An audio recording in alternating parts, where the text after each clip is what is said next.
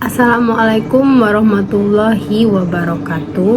Perkenalkan, nama saya Ceisha Aura Cantika Fitsi dengan NIM 40124111197. Di sini saya membuat video untuk memenuhi tugas dari Bapak Sintong terkait dengan menjelaskan gambar yang mencangkup pembagian wilayah laut menurut UNCLOS.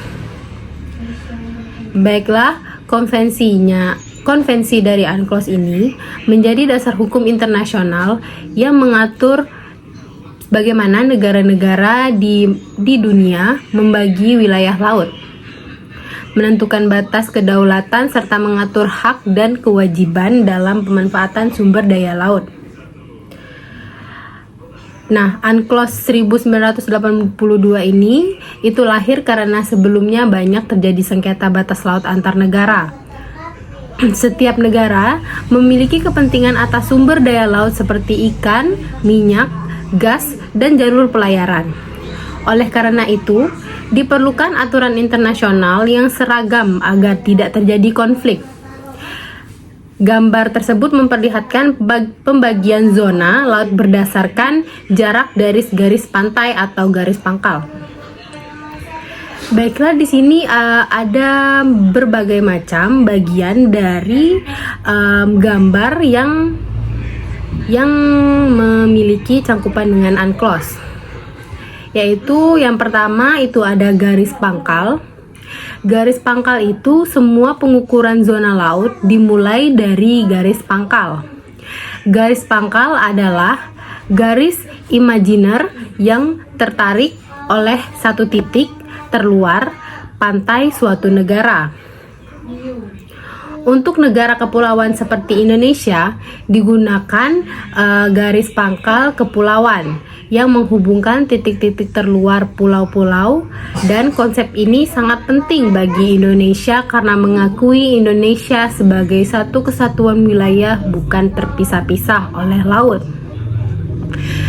Yang kedua itu ada perairan kepulauan. Perairan kepulauan itu wilayahnya berada di dalam garis pangkal kepulauan. Di zona ini, negara memiliki kedaulatan penuh dan negara berhak mengatur lalu lintas kapal.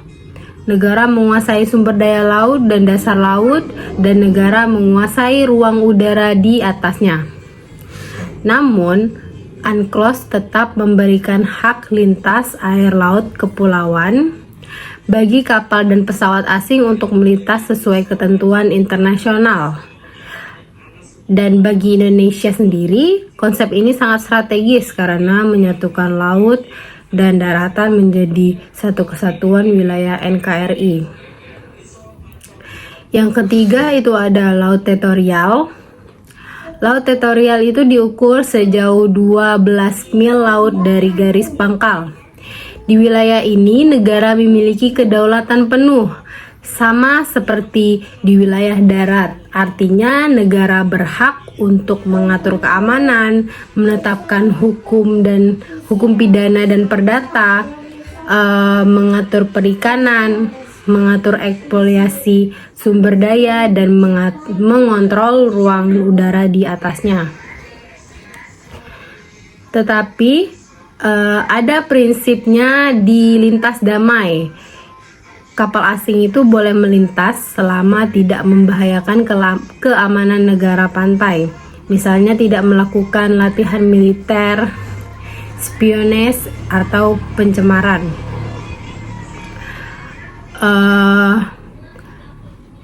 Ini menunjukkan bahwa kedaulatan negara tetap dibatasi oleh hukum laut internasional demi menjadi keseimbangan global. Yang keempat, ada zona tambahan. Zona tambahan membentang sampai 24 mil laut dari garis pangkal. Di wilayah ini, negara tidak boleh berdaulat penuh, tetapi memiliki hak untuk melakukan pengawasan guna mencegah dan menindak pelanggaran hukum yang berkaitan dengan bea cukai, imigrasi, fiskal, dan kesehatan. Zona ini berfungsi sebagai zona penyangga, atau bisa disebut dengan sebelum memasuki wilayah kedaulatan penuh. Yang kelima, ada zona eksklusif, ada zona ekonomi eksklusif atau ZEE. Zona ekonomi eksklusif membentang hingga 200 mil laut dari garis pangkal. Di ZEE, negara tidak memiliki kedaulatan penuh, tetapi memiliki hak berdaulat untuk mengeksplorasi sumber daya alam, mengelola perikanan, mengeksploitasi minyak dan gas, dan mengembangkan energi laut. Namun, negara lain tetap memiliki kebebasan pelayaran dan penerbangan. Artinya, kapal asing boleh melintas tanpa izin selama tidak mengambil sumber daya. Bagi Indonesia juga, zona ekonomi eksklusif sangat penting karena wilayah laut Indonesia sangat luas dan kaya sumber daya perikanan serta migas. Yang keenam, ada landasan kontinen. Landasan kontinen adalah dasar laut dan tanah di bawahnya yang merupakan perpanjangan alami dari daratan suatu negara. Negara juga memiliki hak eksklusif atas mineral, minyak dan gas, sumber daya non-hayati di dasar laut, dan landasan kontinen bisa sampai 200 mil laut atau bahkan diperpanjang hingga maksimal 350 sesuai dengan laut geolisasi. Hal ini itu berlaku pada dasar laut, bukan perairan di atas laut. Yang ketujuh ada laut lepas. Laut lepas adalah wilayah di luar ZEE atau zona ekonomi eksklusif. Ciri-cirinya itu tidak berada di bawah kedaulatan negara manapun dan berlaku prinsip kebatasan laut. Semua negara itu memiliki hak yang sama untuk berlayar, menangkap ikan, melakukan penelitian ilmiah, dan memasang kabel bawah laut. Wilayah ini menjadi milik bersama masyarakat internasional. Selanjutnya yang ke-8 ada ruang udara. Gambar yang ada di atas itu juga menunjukkan pembagian ruang udara. Di atas laut teritorial berada di bawah kedaulatan negara, dan di atas laut lepas menjadi ruang udara internasional, yang artinya pesawat asing wajib meminta izin jika melintas di wilayah udara kedaulatan suatu negara. Yang ke-9, hubungan dengan kedaulatan negara. Semakin dekat dengan wilayah laut dengan daratan, semakin kuat kedaulatan negara, semakin jauh dari pantai, semakin besar kebebasan internasional. Pembagiannya ini bertujuan untuk mencegah konflik antar negara, memberikan kepastian hukum batas wilayah, mengatur pemanfaatan sumber daya alam laut, menjaga keamanan ketertiban laut, dan melindungi lingkungan laut. Yang ke-10, yang terakhir, pentingnya bagi Indonesia sebagai negara kepulauan terbesar di Indonesia. Di dunia, Indonesia sangat diuntungkan oleh pengakuan UNCLOS terhadap konsep negara kepulauan. Hal ini menguatkan kedaulatan NKRI, memberikan hak pengelolaan sumber daya laut, melindungi wilayah dan klaim negara lain, dan menjadi dasar hukum dalam penyelesaian sengketa batas laut.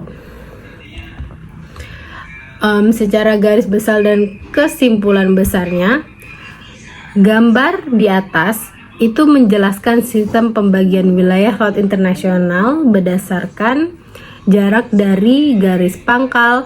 Setiap zona memiliki tingkat kewenangan yang berbeda, mulai dari kedaulatan penuh atau perairan, kepulauan, dan laut teritorial, hingga wilayah bebas atau laut lepas. Sistem ini menciptakan keseimbangan antara kedaulatan negara dan kepentingan bersama masyarakat internasional. Tanpa aturan ini, kemungkinan konflik laut antar negara akan sangat besar. Dan juga gambar tersebut menjelaskan sistem pembagian wilayah internasional yang berdasarkan UNCLOS yang dibagi menjadi 10 bagian yang sudah saya sebutkan tadi dan sudah saya jelaskan tadi. Baiklah, sekian penjelasan dari saya. Jika ada salah kata saya minta maaf. Saya akhiri, wabillahi taufiq wal hidayah. Wassalamualaikum warahmatullahi wabarakatuh.